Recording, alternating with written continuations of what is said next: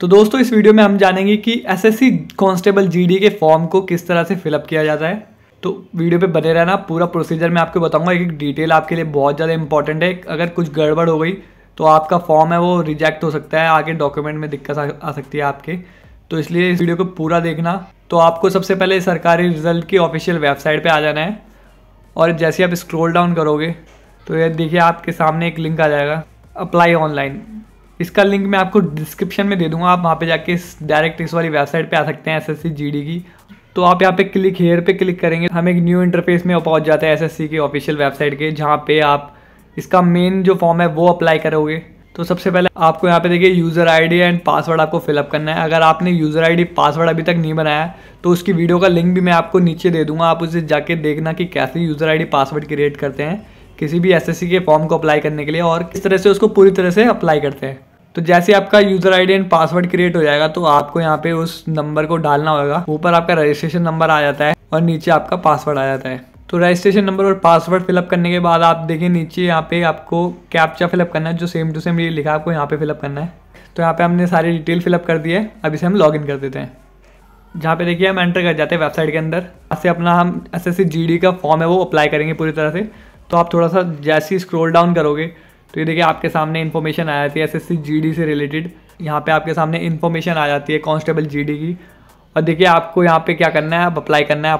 आपको अप्लाई कैसे करना है, तो यहाँ देखिए अप्लाई का ऑप्शन आ रहा होगा, आपको इस पर क्लिक करना है। तो यहाँ से जो फॉर्म है वो रेडी हो जाता है फिलअप करने के लिए। आपको यहाँ पर डिटेल फिलअप करनी पड़ेगी, तो वो डिटेल मैं आपको बताता रहूँगा धीरे धीरे, आपको उस हिसाब से फिलअप करना है। तो यहाँ आप देखेंगे कि आपकी जो डिटेल है थोड़ी ऑलरेडी फिलअप हो रखी है, क्योंकि आपने पहले से एसएससी की लॉगिन आईडी पासवर्ड बना रखा था, इसलिए आपकी डिटेल आ गई। जो न्यू यूज़र है उनके लिए थोड़ा मुश्किल होगा, उनकी डिटेल नहीं आएगी, उनको पहले लॉगिन आईडी पासवर्ड बनाना पड़ेगा, उसके बाद ही आपको आगे का फॉर्म फिलअप करना पड़ेगा।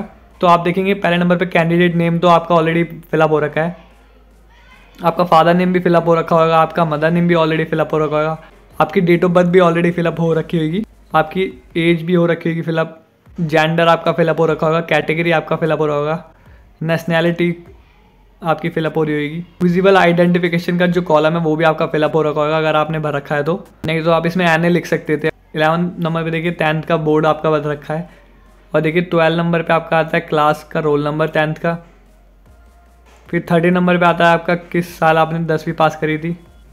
अब यहाँ पे देखिए 14 नंबर जो आपको यहाँ पे फिलअप करना पड़ेगा। तो 14 नंबर पे कि क्या आप एक्स सर्विसमैन हो या किसी आर्म फोर्सेस में आपने जॉब कर रखी है।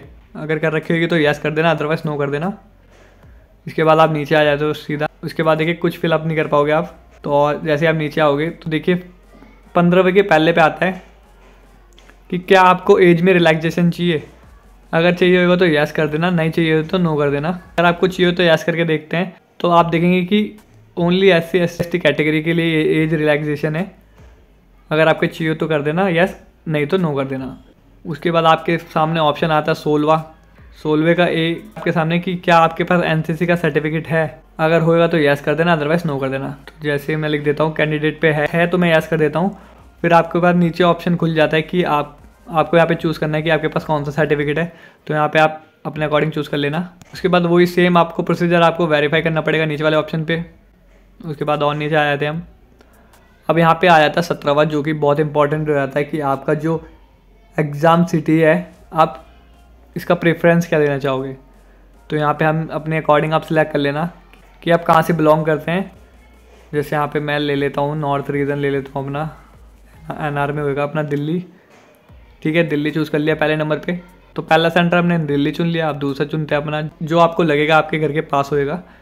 तो मैं ले लेता हूँ रुड़की ले लेता हूँ। और इसके बाद ले लेता हूँ मैं तीसरा सेंटर जो एग्जामिनेशन का, वो ले लेता हूँ मैं देहरादून। तो ये 3 सेंटर मैंने अपने अकॉर्डिंग चूज़ कर लिया, आप अपने अकॉर्डिंग चूज़ कर लेना। ठीक है, उसके बाद आते हैं 18वें नंबर पे medium for computer based examination. तो यहाँ पे आपको चूज़ करना है कि आप जो एग्ज़ाम देना चाहते हो कंप्यूटर बेस्ड वो इंग्लिश में देना चाहते हो या हिंदी में या किस भाषा में देना चाहते हो। तो यहाँ आप अपने अकॉर्डिंग लैंग्वेज चूज़ कर लेना कि कौन सी भाषा में आप एग्ज़ाम को देना पसंद करोगे। तो यहाँ पे मैं लिख लेता हूँ इंग्लिश। तो आपको यहाँ पे ध्यान से चूज़ करना है, जिसमें आप अच्छे हो आपको वही लैंग्वेज चूज़ करनी है। उसी को हम वेरीफाई कर देते हैं नीचे वाले ऑप्शन में। अब आ जाते हैं हम 19वें नंबर पे जो कि आपका डोमिसाइल। तो मेरे पास डोमिसाइल है तो मैं लिख देता हूँ दिल्ली का। उसी डोमिसाइल को नीचे वाले ऑप्शन में वेरीफाई कर देना है। तो यहाँ पे देखिए नीचे आ जाता है 20वें नंबर पे डिस्ट्रिक्ट ऑफ डोमिसाइल। तो यहाँ पे चूज़ करना है डिस्ट्रिक्ट आपको अपना। तो यहाँ पे ईस्ट दिल्ली चूज़ कर लेते हैं हम। तो 20वां भी हमारा कंप्लीट हो गया, उसे वेरीफाई भी कर दिया हमने।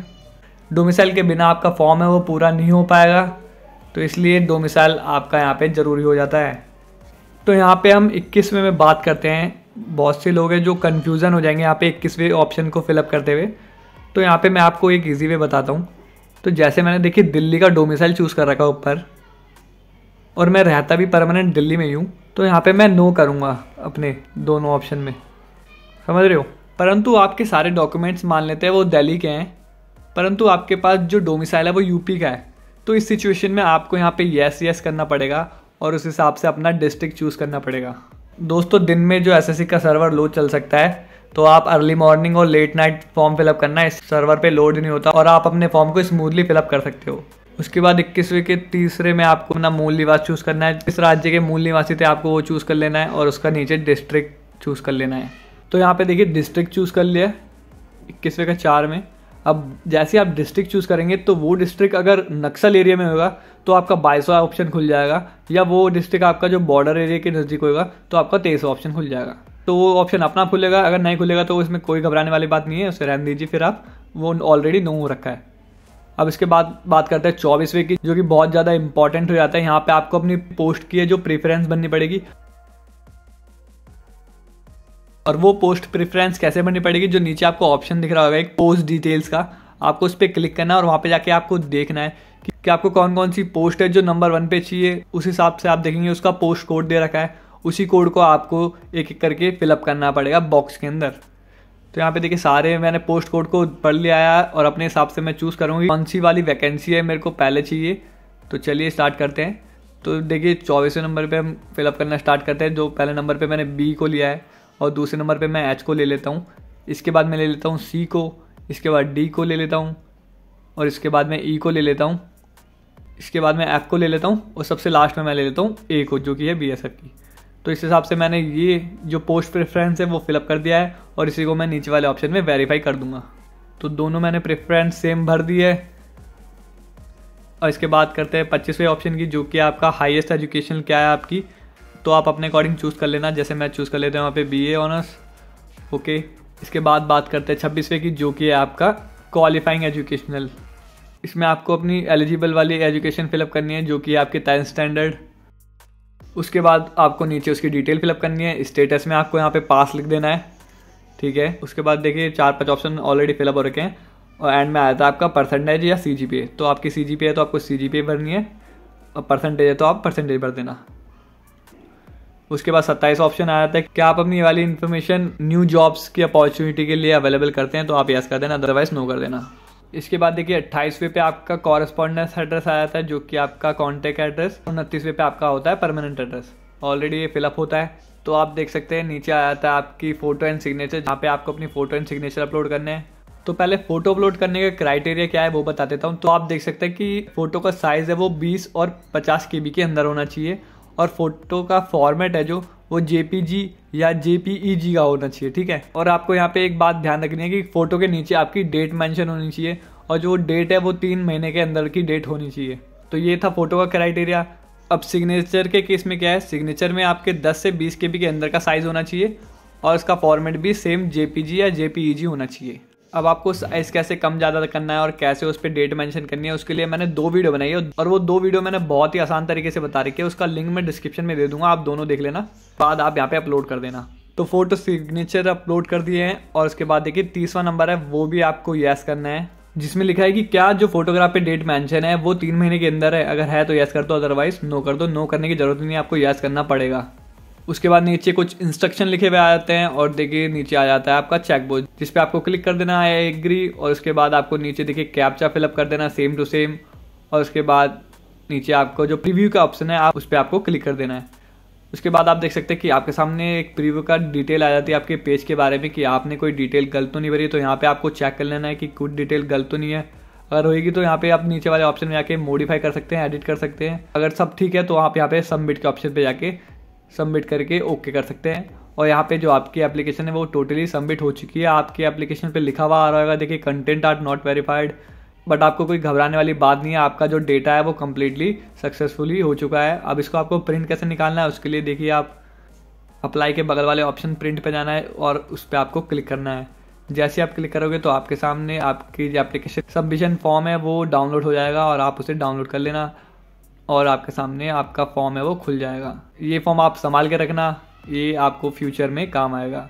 तो फाइनली आपका फॉर्म है वो कंप्लीट हो चुका है। अब आप इस एग्ज़ाम के लिए तैयारी कीजिए और एक्सपीरियंस लीजिए कि किस तरह से एग्ज़ाम आएगा। तो दोस्तों वीडियो को यहीं पे एंड करते हैं। अगर वीडियो हेल्पफुल लगी होगी तो प्लीज़ इस वीडियो को लाइक कर देना। अगर आप चाहते हैं कि ऐसी इन्फॉर्मेटिव वीडियो मैं आगे भी लाते रहूँ तो प्लीज़ मेरे चैनल को सब्सक्राइब कर देना। तो मिलते हैं न्यू वीडियो में न्यू इन्फॉर्मेशन के साथ, तब तक के लिए बाय बाय, टेक केयर।